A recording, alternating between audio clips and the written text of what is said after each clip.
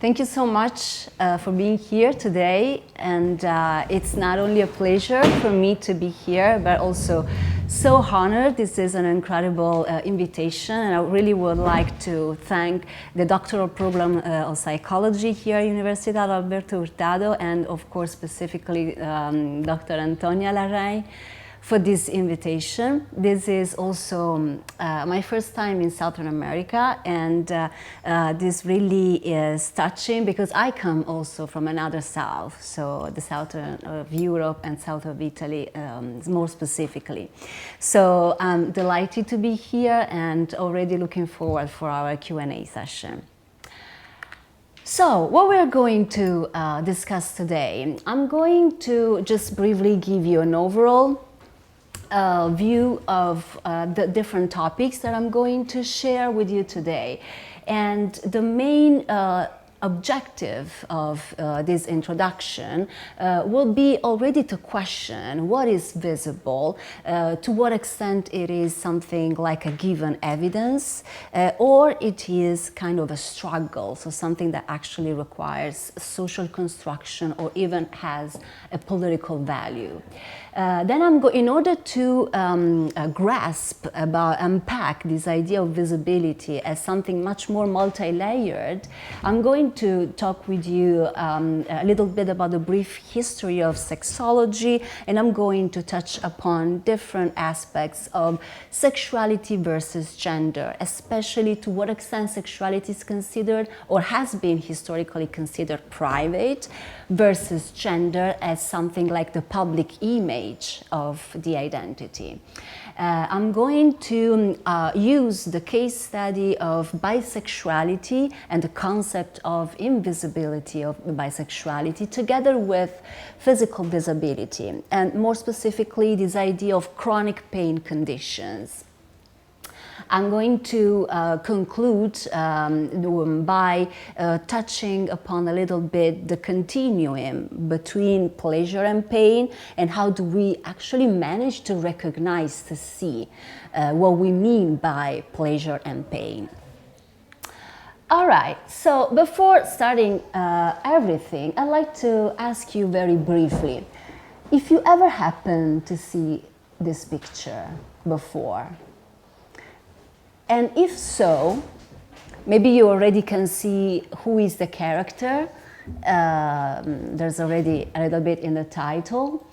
But if you ever happen, or if you haven't, which kind of emotional reaction does it inspire you? Any kind of reaction. Anything really that comes to your mind and oh yeah, now it's better because we see everything. So just to give you a hint, because for me it was kind of the first time that I saw this kind of picture of Marilyn Monroe. It was back 5 years ago. I never saw the image of an autopsy, of the autopsy of Marilyn Monroe, which is the picture from my far left. The other two were artistic modification of that original photography that were exhibited in a museum in London, the Tate Gallery. So just looking at such an image, a feminist art historian, Griselda Pollock, asks herself, which right do we have to see the image of one person in one of the most vulnerable conditions, that is when one is dead.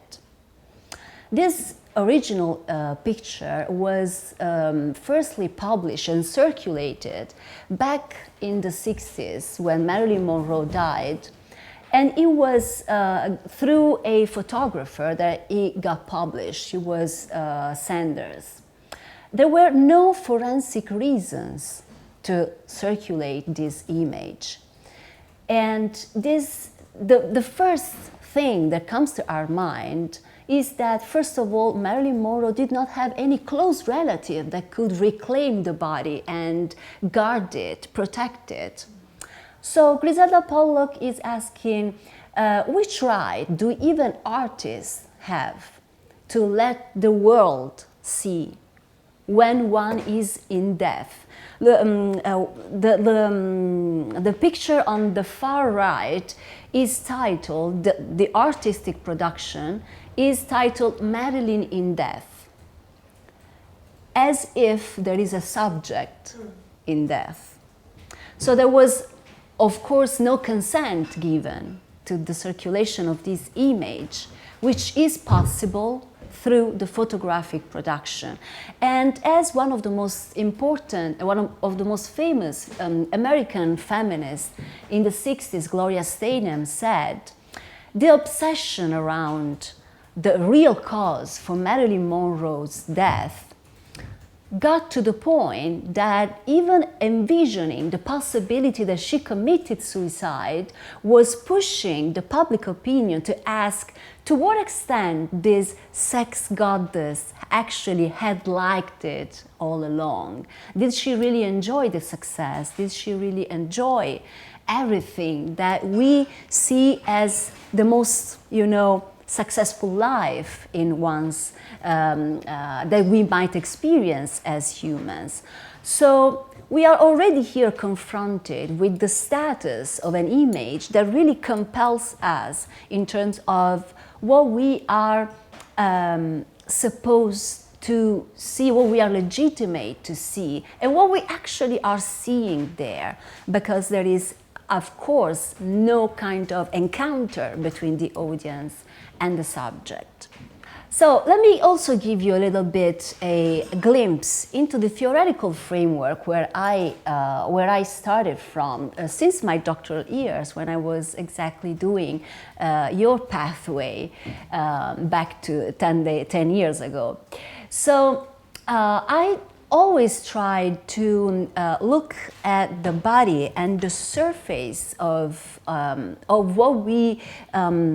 what we consider the material existence of human beings, for instance, as something that is not just there, that awaits us to be discovered. It's not there just to be read, but it requires actually a struggle to make sense of it.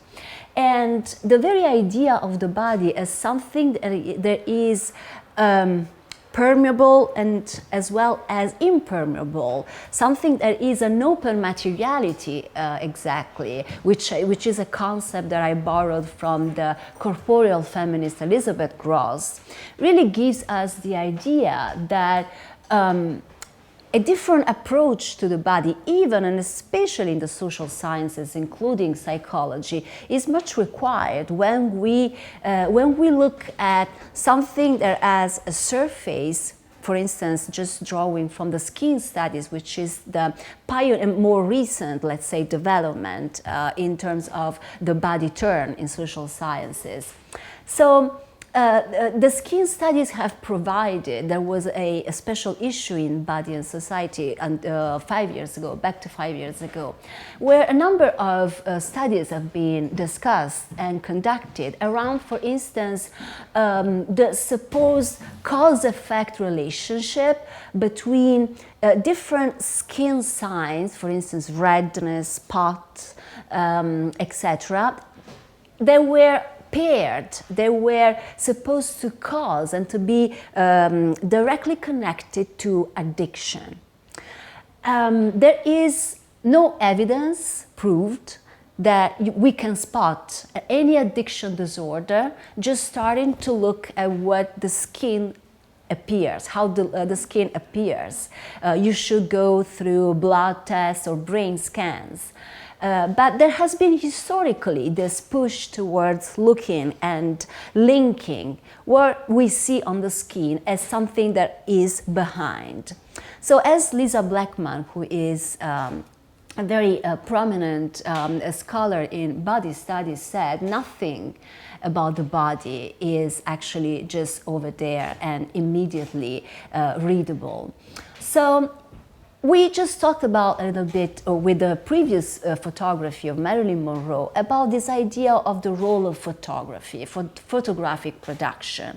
And the skin studies have started also to see which kind of role photography plays when it comes to compare the so-called cosmetic minimally invasive procedures such as chemical peels, laser treatment, microneedling versus the previous more classic standard procedures to intervene on the body, that was the surgery, the surgical operation through buttocks. And what they saw is also exactly the different role played by photography. With buttocks, we need the before and after effect in order to advertise some specific qualities of buttocks. But being very aware, but being very paying particular attention to not show what happens in between this before and after effect. There is the surgery itself, which would, you know, show something that is bloody and that goes deep in the skin in a less pleasurable way. With respect to the minimally invasive procedure, we do not need this before and after effect that photography gives us, because people have been seen to work on their face itself gradually, even not that deep, but at the same time using their face as a canvas to test day by day the different and gradual changes that they could see. So there was a photographic conflation between the usual canvas and the face. This is also something essential when it comes to what the psychoanalyst Didier Anzieux said about when he coined the term skin ego. So what is a skin ego? The skin ego has to do with conceptualizing the skin as something that, as I said, is flexible as well as is impermeable. It does allow something from the environment to affect our own body as well as affecting the environment back. What is also important here to say is that the skin ego really does give us the idea of the skin that provides a sense of individuality, borders, at the same time giving us the nature of these borders. So these borders are both permeable and impermeable, flexible and inflexible. They protect, the skin does protect our individuality, as well as it allows us to interact with the environment. All right, so let's go a little bit deeper into the case studies that I selected for you to discuss this idea of visibility as a struggle. I'm going to briefly touch the history of sexology in order to discuss with you this concept of invisibility, of bisexuality more specifically. Where did it come from, this concept? So, as you can see here in the slide, the first wave of sexology already paved the way for a number of concepts that are still influencing today's notion of bisexuality.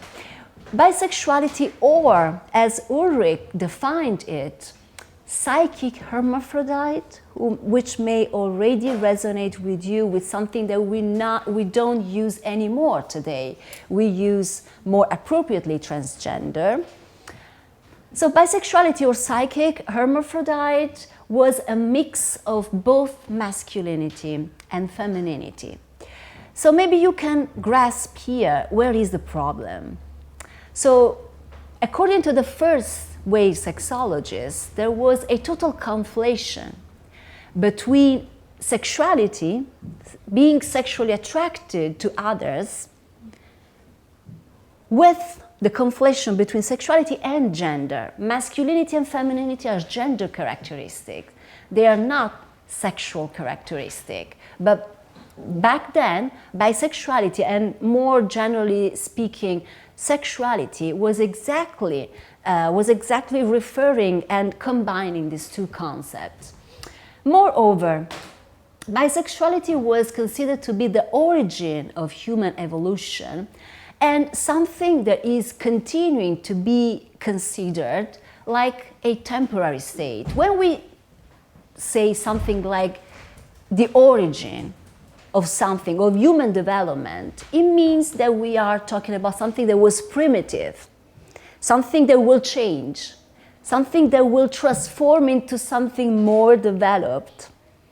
I'm trying, to highlight this language because it already might resonate with political rather than, psychological characteristics. So saying that something is at the origin and that it will change is already giving one specific characteristic, like bisexuality, the status of an unfinished work, something less mature, in other words. So this was a period also where we saw the shift between from homosexuality that was considered a moral deviation towards medical illness. And as Foucault already described in the history of sexuality, there was, this is very important, the shift from conceptualizing homosexuality as a sexual behavior, so what people do with others, which is also visible, towards something like a sexual identity. So, as Foucault said, from the practice of sodomy onto a kind of interior androgyny, here there is still the discourse about the gender inversion theory. So, homosexual as well as bisexual people were people whose gender characteristics were inverted from the normal standard of heterosexuality. And the sodomite had been a temporary aberration. The sodomite was simply a person who was engaging in homosexual behavior. But then the homosexual became a species. So here the shift from sexual behavior to sexual identity is absolutely central because, as we will see in the next slides, if we consider some specific characteristic only a behavior, we're saying that they are not relevant when one defines their own identity. Of course, we need also to distinguish between the notion of pansexualism that Freud proposed from our current notion of pansexuality, which has to do with being attracted to people regardless of gender. Whereas Freud's idea of pansexualism had to do with the sex energy, the sex libido, the sex drive that was supposed to be the kind of general energy that pushed people in their everyday ordinary lives. What happened in the second wave of sexology? This was definitely the wave during which facts about sexual behaviors were collected and surveyed. So what people did and with whom, as well as this was the beginning of conceptualizing sexuality on a spectrum rather than through binaries, gay and straight. This was also the very first phase of early gay and lesbian affirmative research, but where bisexuality, so something that went beyond the binarism, the binary of gay and straight sexuality, was still ignored. This kind of studies were experimental as well as survey studies, but in the sampling of these studies, whenever there were participants who were observed or who disclosed to have been engaging in sexual behavior with more than one gender, they were excluded from the sample. This was also the period, the historical period that paved the way to Masters and Johnson. They were important gynecologists that actually coined the most famous model that we still have about the sexual behavior, which consists of different stages, the stages of plateau, orgasm, and resolution. And how did they come to this study? They observed a number up to 20,000 people, okay, in different contexts, in different sexual encounters, not only with other people, but also with masturbation context. And they were, this was one of the first studies where bisexuality was kind of recognized, but it was called ambisexual, where this kind of behavior was still considered with a lack of preference. So bisexuality and bisexual was still a person with no sexual orientation, something that we call today like that. And in this way, they were reiterating the invisibility of bisexuality. Bisexuality was not as clear as other sexual identities or behaviors. So one of the most important critiques, though, to this study was that, first of all, it was a mere or an exclusive focus on physiological changes.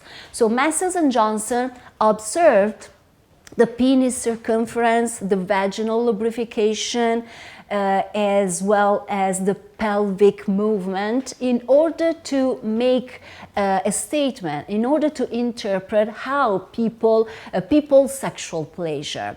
Of course, this, and also there were heteronormative assumptions, so they were especially focusing not only on heterosexual couple the most, but also only on genital sexual behavior, a focus on the genitals, as well as sexuality that was visible.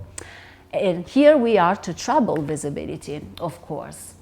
So this kind of critique, so the critique that came to that was advanced for Masters and Johnson's study was exactly the focus on physiological changes for describing what it is sexuality and what is even only sexual pleasure, which are two different things. So I wanted to share with you this example in order to a little bit better understand this point. This is from a study that has been recently published in Porn Studies Journal, and there was looking at how even a feminist-oriented vibrator app that is called Lioness was still keeping this idea of facts, physiological changes that can tell us all the story about sexual pleasure. So as it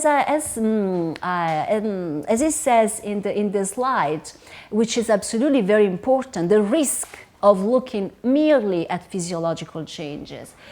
Women can experience genital response in the absence of a subjective experience of sexual pleasure or sexual arousal. So there could be a genital response, even vaginal lubrication, but the stimuli that can cause this genital response, they are not all and only about the sexual pleasure. And you might imagine how this is important when it comes to investigate sexual abuse. So here, what happened with this app? This app allows one, and it was, as I said, even feminist-oriented, so very progressive.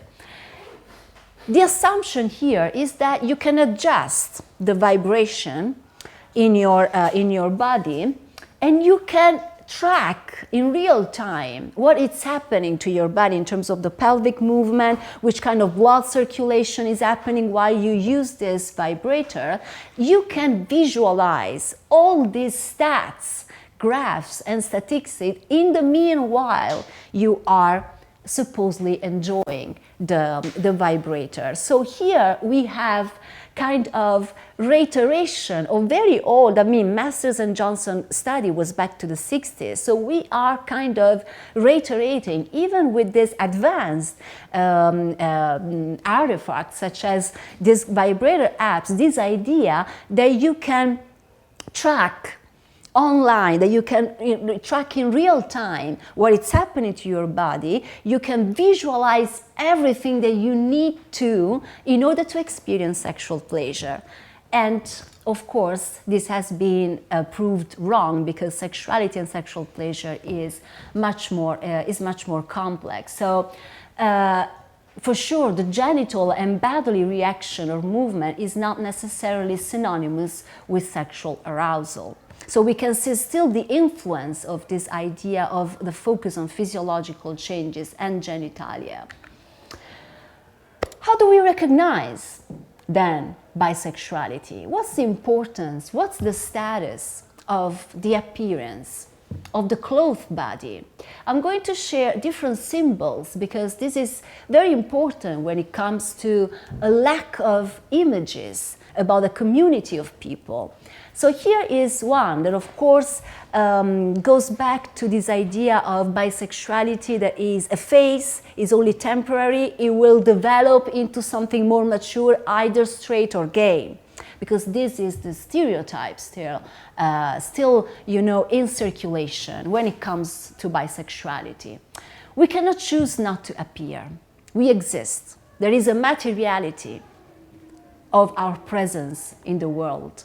And when we are confronted, that's the point actually of my presentation today, is that this is not the whole story though. What is visible is there, touches us for sure, but the interpretation of what is this materiality is way more layered, multi-layered, as well as our reaction. As I asked you before, what's your reaction to that image of Marilyn Monroe? It's not easy even to talk only about our feelings when confronting with something visible. So it's not over there, it's not just there to be interpreted and waiting to be discovered. But back to the clothed body and the appearance. This has been historically very important for sexual minorities because, as you might know, there have been and still there are different countries where gay and lesbian people are severely punished or even just banned. Homosexuality is banned. So historically, for homosexual people was utmost important to recognize themselves in public places. And even from this very legitimate request and necessity, it came that different stereotypes were formed. So the only possible lesbian was a butch. So there is a lesbian with masculine characteristic. Here we see again the conflation between sexuality and gender. Now we have also knowledge about the femme lesbian, who is a lesbian with feminine characteristic. And the same thing goes with gay men. So the stereotype, the visual stereotype to recognize themselves in public was that they effeminate or the campy man. Whereas right now we have also different visual examples, visual identities of hyper-muscular gay men. What happens when it comes to bisexual people? First of all, there's way less literature still nowadays on bisexuality and bisexual people. And from the literature that I consulted from Hayfield, what she found was that number of bisexual participants in her research simply did not have an image of how a bisexual looks like. Because, as they are reported here, few people are out there as bisexual. And this speaks to the value of the coming out imperative, especially in Western countries, that I'm going to share with you, discuss with you right now. So another participant said, maybe I don't think that there is a visual appearance through which I am out as a bisexual. It happens more in how I talk, in what I discuss, rather than from what I look like. So we are confronted with this ambivalent status of bisexuality that goes hand in hand with the importance that bisexual people deem that their sexual identity is, to what extent they think that their sexual identity is important, which is crucial. So here I wanted to show another important symbol from the bisexual pride flag, which is the bi-pentagram Wicca pride flag that speaks to this goth scenario, many bisexual people are describing that one of the most common and shared way to appear in public, and that they can recognize also with each other, is this gothic atmosphere, clothes, and also music. So, what is visibility about them? What is a further difficulty when it comes to them being visible? When it comes to monogamous bisexual couples, there's also the other important aspect that we cannot actually state that somebody engaging in some intimate behavior, kissing or just holding hands in public, for a bisexual couple can be a sign of identity, because a bisexual person is not depending on the gender of their current partner. You cannot spot from the gender of their current partner if they are bisexual. You can say that when we see in public gay and lesbian people.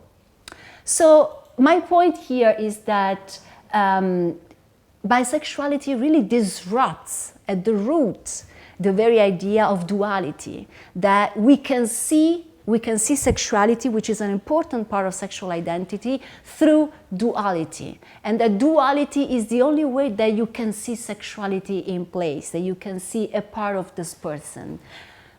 Because a bisexual person does not come out with on the basis of the gender of their current partner. So visibility has also to do with vulnerability. And I maybe forgot to say at the very beginning, I will go there around the end of, no, it's not working, around also the end, in my conclusion. Visibility is also very important when it comes to activism and when it comes to even scholarly activism, because it is the sign of inclusivity. So if somebody is visible, this means that they are included. So this presentation is also a way to question to what extent visibility is also, and maybe sometimes more, vulnerability than inclusivity. So what about, as I said, sexuality is a private domain and gender is public? This is already problematic if we see that today, even if we look at what happens in the digital world, a number of influencers are coming out as transgender. And this is already, questioning what we thought about the coming out. The coming out is usually considered to be someone that discloses in public something that you cannot see, because usually it's a private sphere, is a private thing. What happens here in the case of bisexual people, and what is the problem of the coming out imperative? So just to sum up very briefly, the problem with coming out, as different sexual minorities have been arguing, is that first of all, nowadays, even labeling oneself as just having one sexual orientation is constraining. So many people, especially the new generation, are feeling constrained by this request to label themselves. So this is a first problem. The second problem is that nobody else beyond sexual minorities are supposed to come out. As a straight person are not required to come out in public, saying, well, I am a cisgender woman and I have straight relationship. But this is required for people from sexual minorities.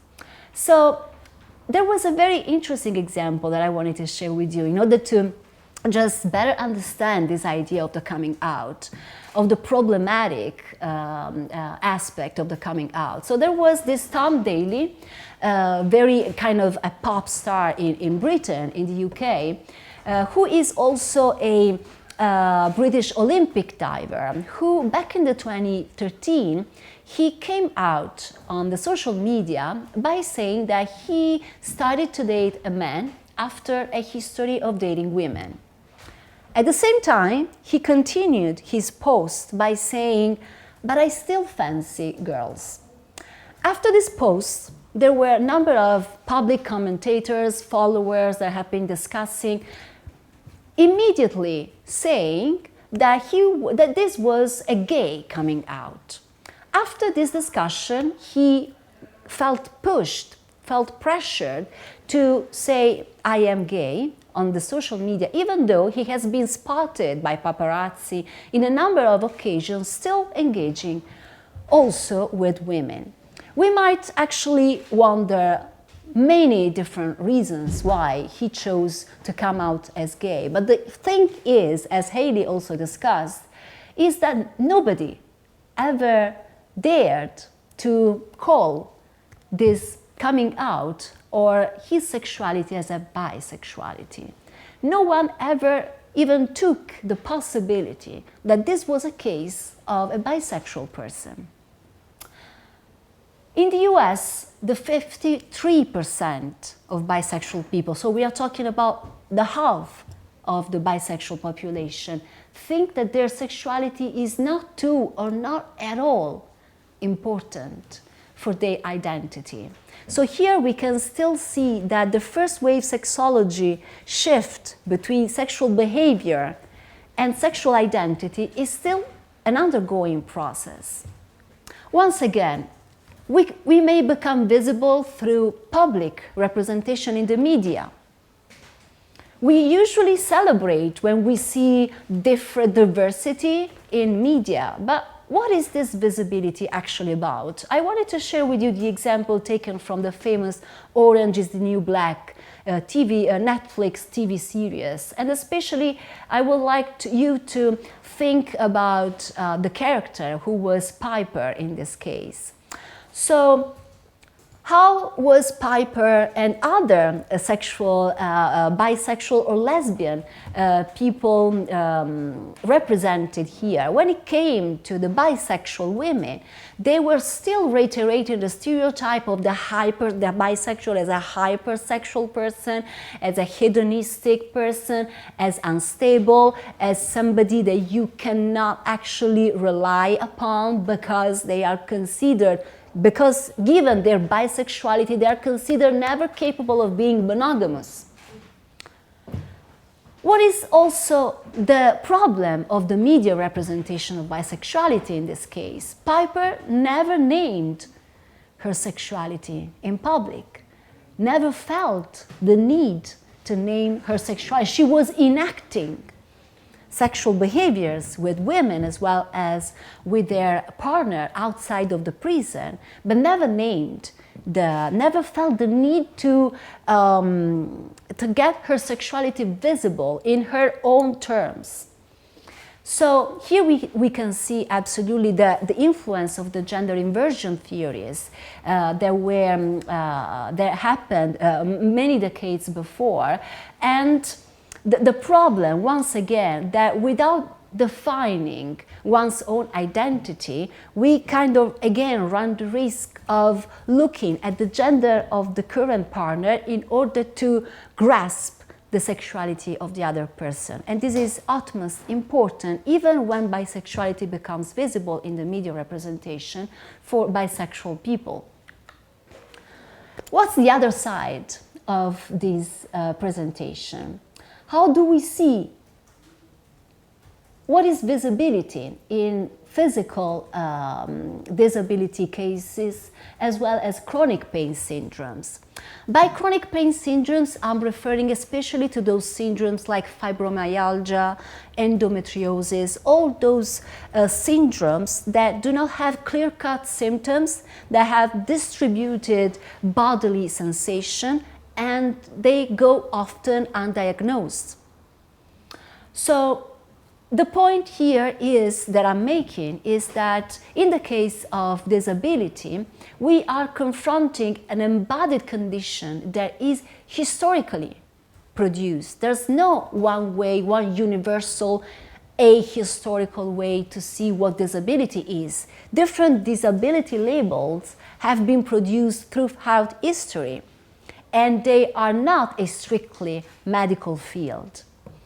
So I wanted to share with you an excerpt in the next slide that speaks to this category of inner bodies. There has been Groeneveld research recently that has been working exactly like me by looking at how people with chronic pain syndromes use material artifacts such as social media, vlogging, because they try to make their bodies existent and make their bodies visible to the audience. And do not forget that their symptoms are not that visible like many others, and they're not recognized. They go undiagnosed, and they're even, let's say, overlooked by the medical staff. So looking at the example, for instance, of the inner bodies will give you a look about what it takes for a person with physical disability, even to edit materials on YouTube. Let me show you this example. So one participant said, what I find a downside to vlogging is that I already have very little energy, and vlogging and editing costs a lot of energy. This often makes it hard to make a vlog. I really have to plan this carefully.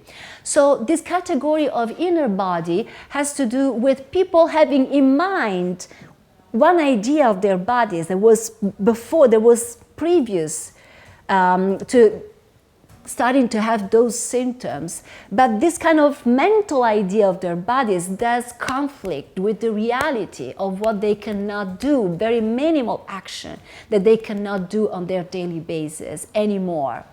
So what is important here is that we nowadays think that everything that happens online is virtual, is very immaterial labor. On the other hand, it's exactly people with this kind of pathologies, even not recognized as such, that are showing us what is the cost of actually doing all this action, which also might, for us, may only have to do with digiting stuff, but there is, and taken for granted, bodily costs that we overlook.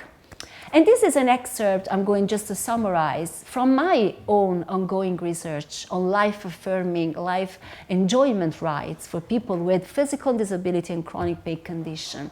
I selected for you this example from a 31 years old woman from Italy with endometriosis.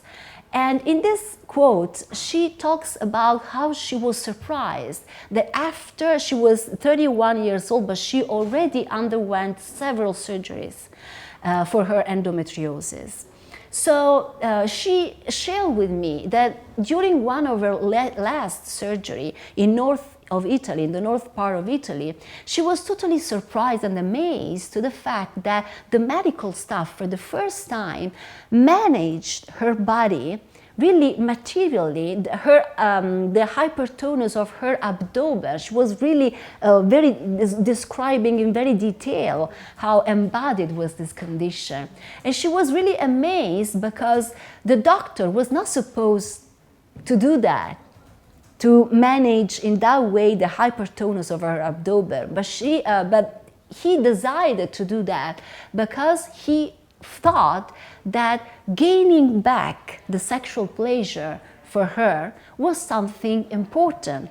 A number of people that suffer from physical experiences like this are confronted with medical staff and even families that just think that everything that they need is health.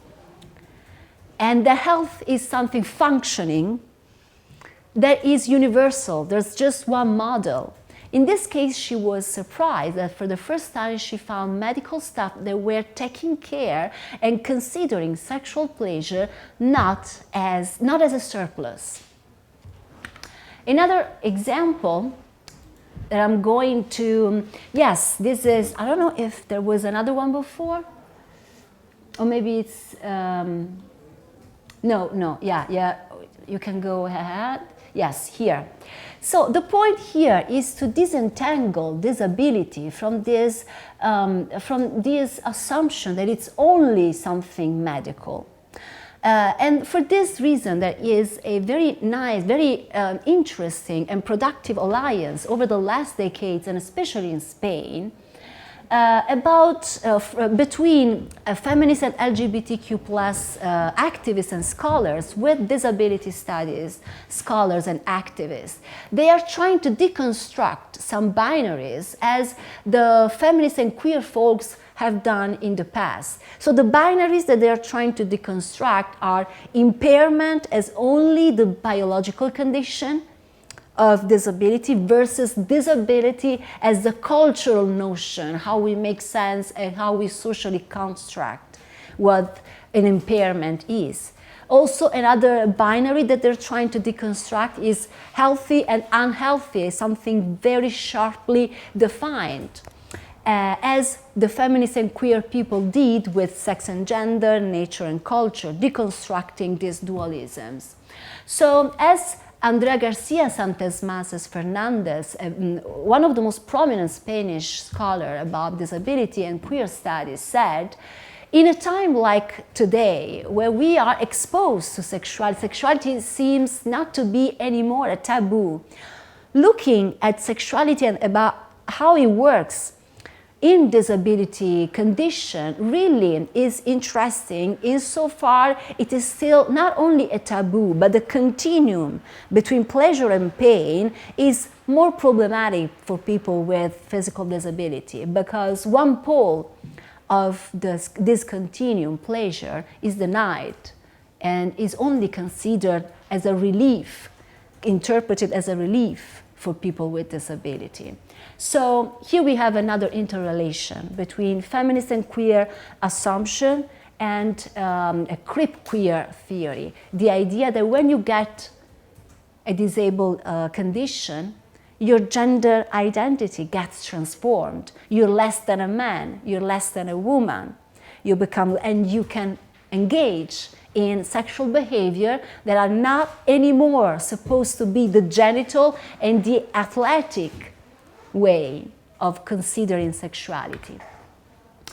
Very briefly, I'm touching upon this excerpt from my own ongoing study. Is a video interview project that I'm doing with people with disability condition and chronic pain condition. So far, I've been including participants from the States, somebody from Chile also, and from Italy. So, in this case was a male participant, college age, from New York. He has been undergoing a heart transplant. So here we have a different layer of visibility. He has scars. He has important scars on his body. He also told me, shared with me, he was gay. And this was absolutely important to him, since he told me, I am immunocompromised due to the surgery and his constant medical monitoring for his condition. And being gay, I've been fearing to have sex, to engage in sex behaviors, because there is a high degree of HIV cases in the community. Still, when he managed to have even unsafe sex with another person, he shared that this was for him something that helped him a lot, because he felt for the first time, even, running the risk of an unsafe behavior, he felt that somebody wanted to have sexual intimacy with him in just looking, and also despite of the scars that he had, huge scars that he had across all over his abdomen. So sexuality, again, plays a role in the identity of people with, even people with some severe physical disability, until the point that sexuality and disability are coexisting in making who these people appear to be. So what's the problem in psychology studies when it comes to investigating this topic? I have also studied, as you might have read in some of the articles that I share with you, starting back from 5 years ago when I started investigating how people make sense of their pleasure and pain, how people, students especially, make sense of their body, of their daily life. I started with a diary methodology to investigate what students actually name pleasure and pain, and when they are asked to pay attention to their body, how do they write it? So the problem here has been that pleasure has been considered only a sanitary issue, and as the social psychologist Michelle Fine said back in the 80s, there is an important missing discourse of desire in psychology and social sciences. And this goes back to the research agenda after the 80s, where a number of studies have been conducted around how to avoid sexually transmitted diseases and sexual abuses, which is absolutely very important research to be done.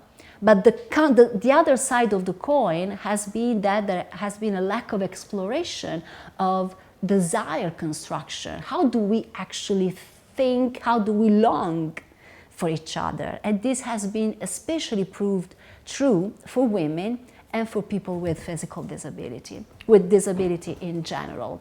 And this last quote that I wanted to share with you is particularly important. So this is another guy, college-age, male participant from the United States, from New York as well. He is on a wheelchair. So here we have a visible disability, visible already in public. So somebody does not need to be in a sexual intimacy with you, with him, did not need to be in a sexual intimate encounter with him to see his disability. So in this case, it's visible. There's a wheelchair. So what did he say? He started to talk to me about how he watched lesbian porn as a way also to feed his pleasure.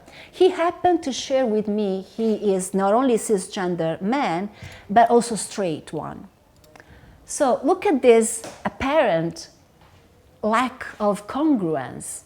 So he was constructing his idea of desire and pleasure by looking at somebody he did not recognize with.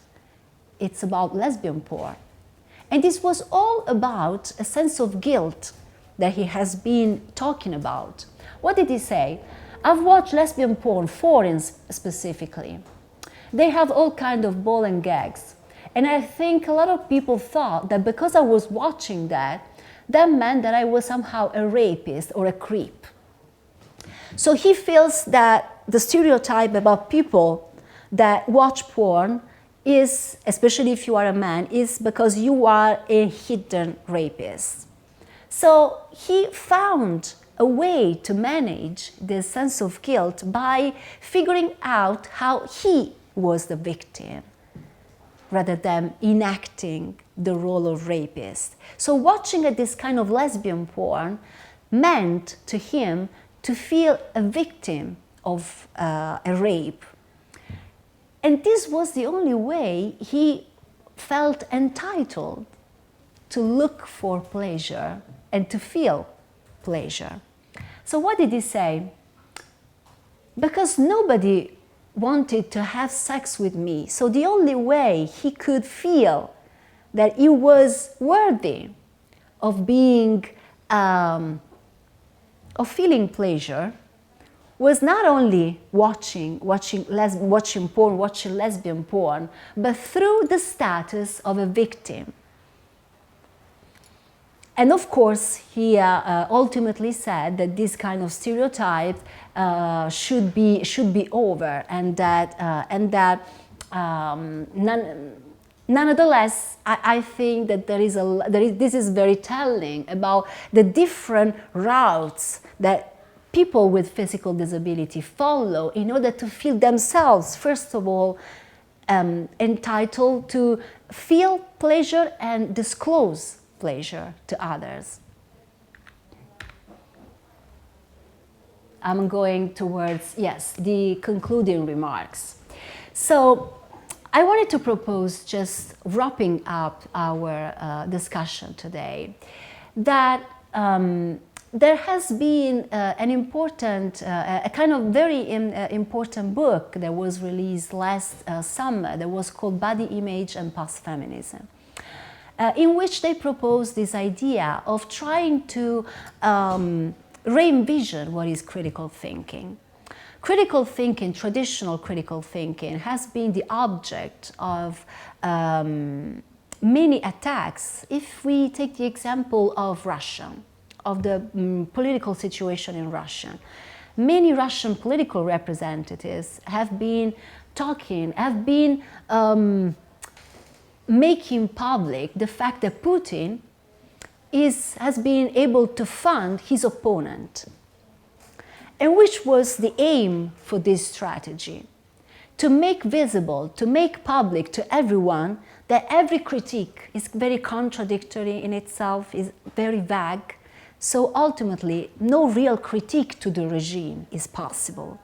This kind of philosophy is central for today's way of looking at online debates, everything that has to do, for instance, with the body image. I couldn't also add some other slides about this because it was too much, but in the Q&A there will be, I will be very glad to discuss with you if you want to. This very idea of looking at the body image as something that is highly individualized, and the role of critique when it comes, just to make an example, to criticize the standard thin ideal when it comes to a number of cisgender women suffering from this and for consequent eating disorder. So what has been the problem of merely criticizing and criticizing in a specific way this kind of body image circulation?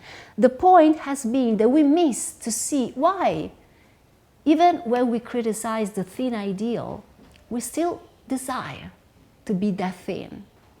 What is making actually these affects feelable? That's why I wanted to share with you a little bit of multi-layered way of looking at what happens to our bodies, through our bodies, as our bodies in the world. That has to do with contradictory experiences, but there is also an affirmative orientation in what I wanted to try to share with you, especially when I was making and discussing case studies from the media representation of bisexuality and how do we recognize, do bisexual people recognize themselves in public, as well as what pleasure looks like, appears to be for in chronic pain conditions. Definitely, what gets on the skin, what is on the skin gets under the skin. And in psychology and social sciences, we should definitely take the embodied existence much more in mind, as what actually happens on the skin does shape our subjectivity. So what are we missing? Without an affirmative orientation, without a not a straightforward approach to visibility, what is the risk that we run? We might run the risk to see some behaviors, some desires. Have a look and just think to the example that I just shared about this person on a wheelchair, straight guy that was watching lesbian porn to get pleasure. So without, an affirmative orientation to what pleasure is, we might miss what's going on and what is also part of the identity. Sexuality, sexual pleasure, in an affirmative way, not only searching for protection, protecting somebody from sexual abuses, which is important, protecting people from sexually transmitted diseases, which is absolutely important, but we need to look also at the construction of desire. Desire happens when we also take a distance. So it is absolutely important to look at what we see through behavior, but also what we feel and what we think about it, through words, through images, through experiences. Definitely, as a conclusion, visibility does not merely equate with validation. It's not that being visible means that all identities become validated, and that ultimately, definitely, visibility is not all and exclusively about inclusivity. And I think I'm done. Yes, thank you so much for your attention.